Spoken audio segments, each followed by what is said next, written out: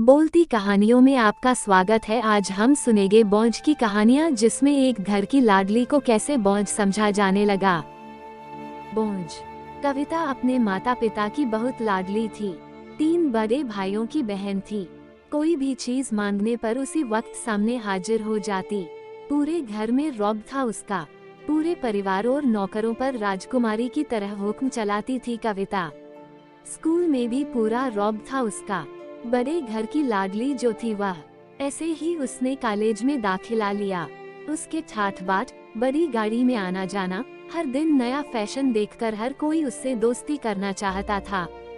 थोड़े ही दिनों में उसके बहुत से दोस्त बन गए। पूरे कॉलेज में उसकी अपनी ही एक पहचान थी। इन दिनों उसके घर एक रिश्ता आया। खानदानी लोग थे और पापा की पुरानी जान पहचान थी उनके साथ। कविता के साथ कोई जबरदस्ती नहीं थी, पर कविता ने फिर भी हाँ कर दी, क्योंकि वह अपने परिवार से बहुत प्यार करती थी। वह जानती थी कि वह लोग उसका अच्छा ही सोचेंगे। लड़के का नाम राज था। राज काफी पढ़ा लिखा और समझदार लड़का था। ससुराल वाले भी बहुत अच्छे थे। ससुराल में कविता की जगह वैसी ही थी जैसे कि मायके में। कोई भी कार्य कविता की सलाह के बिना नहीं होता था। सबकी लाडली बहू बन गई थी वह। फिर उसके घर एक बेटे का जन्म हुआ। राहुल कविता को जान से प्यारा था। पोता पाकर ससुराल वाले तो फूले नहीं समाते थे। कविता कभी कभी सोचती कि उसकी किस्मत कितनी अच्छी है। उसका हर अपना उसे कितना प्यार करता है। चाहे जीवन में कैसा भी समय आए, मेरे अपने हमेशा मेरे साथ हैं। मैं कभी अकेली नहीं हो सकती। कितनी खुशकिस्मत हूँ मैं। पर शायद कविता की खुशियों को उसकी अपनी ही नजर लग गई थी। एक दिन वो मायके जाने की जिद कर बैठी। राज को बहुत काम था, लेकिन वह फिर भी उसे ले गया। रास्ते में उनकी गाड़ी अन्य गाड़ी से टकरा गई। कविता, राज और राहुल बहुत बुरी तरह से जख्मी हो गए। काफी दिनों के इलाज के बाद राज और राहुल तो ठीक हो गए, लेकिन कविता पूरी तरह ठीक ना हो सकी। सर पर चोट लगने के कारण वह अपनी आंखों की रोशनी खो बैठी। अब कविता की किस्मत जैसे उल्टे पांव चलने लगी।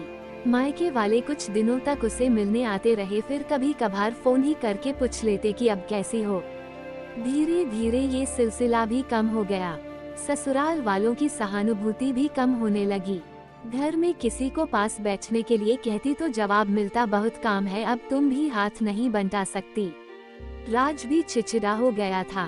बस राहुल ही था उसके साथ, जिसके साथ हंसते खेलते उसका वक्त गुजरता। एक दिन कविता के हाथ से कुछ सामान गिर गया, जिसकी वजह से राहुल को हल्की सी चोट लग गई। कविता के सास ससुर ने राहुल को उससे अलग कर दिया कि कहीं उसके ना देखने की वजह से बच्चे का कोई नुकसान ना हो जाए। कविता अंदर से टूट चुकी थी। एक दिन उसने सबके सामने मायके जाने की इच्छा रखी तो राज उसे तुरंत मायके छोड़ आया, जैसे कि वह भी यही चाहता था। लेकिन राहुल को उसके साथ नहीं भेजा गया। कविता कभी राहुल से दूर नहीं रही थी, पर अपनी कमी के कारण उसने ज्यादा बहस नहीं की। कविता को लगा कि वह 3-4 दिन वहां रहेगी तो थोड़ा हवा पानी बदल जाएगा, क्योंकि वो कितने दिनों से कहीं भी बाहर नहीं गई थी। घर वाले भी इतने दिनों बाद उसे देखकर कितने खुश होंगे। कविता के घर पहुंचने पर सब लोग बहुत खुश हुए। खाने में सब कुछ कविता की पसंद का ही बना था। उसने अपने मम्मी पापा और भाई भाभीओं से दिल खोलकर बातें की। उनके छोटे छोटे बच्चे भी बुआ के साथ घुल मिल गए थे। रात को सोने के वक्त जब वो कपड़े बदलने लगी तो उसे पता चला कि उसका बैग तो बहुत भरा हुआ था। वह सब समझ गई। वह बहुत उदास हो गई। कुछ दिनों तक तो सब ठीक रहा, फिर जैसे सब बदलने लगा। सबका व्यवहार बदल रहा था। वह लोग जैसे थक चुके थे उससे। सब लोग घुमा फिरा कर पूछने लगे कि राज कब आ रहा है, उसे ले जाने। वह बहाना बना देती, जबकि वह जानती थी कि उस घर में अब उसके लिए कोई जगह नहीं। कविता से चलते वक्त कुछ न कुछ नुकसान हो जाता। थोड़ी बहुत टोकाटाकी उसे सुनाई देती, वह टाल देती। एक दिन उसके हाथ से लगकर एक कीमती फूलदान टूट गया। छोटी भाभी ने बहुत हंगामा मचाया। कविता के माता पिता रोज रोज के झमेलों से तंग आ गए थे। उन्होंने राज को खुद से फोन कर दिया। राज कविता को अपने घर ले गया।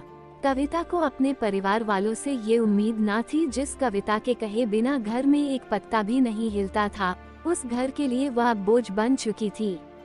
राज के साथ ससुराल आते वक्त वह बहुत खुश थी, क्योंकि वह अपने घर जा रही थी, अपने जिगर के टुकड़े राहुल के पास। परंतु यह खुशी भी कुछ पल की ही थी। सारा बंदोबस्त पहले ही किया हुआ था। कविता को सीधे ऊपर वाले कमरे में पहुंचा दिया गया। राहुल से दूर रहने की सख्त चेतावनी दी गई। एक कामवाली लता को उसकी जिम्मेदारी सौंपी गई, जो उसके खाने पहनने जैसी जरूरतों का ध्यान रखती। कविता ज्यादातर चुप ही रहती। कभी कभी कामवाली लता से थोड़ा बतिया लेती। उसके जरिए राहुल का पता चल जाता। सबकी लाडली बेटी और बहू सबके लिए लाडली से बोझ बन चुकी थी।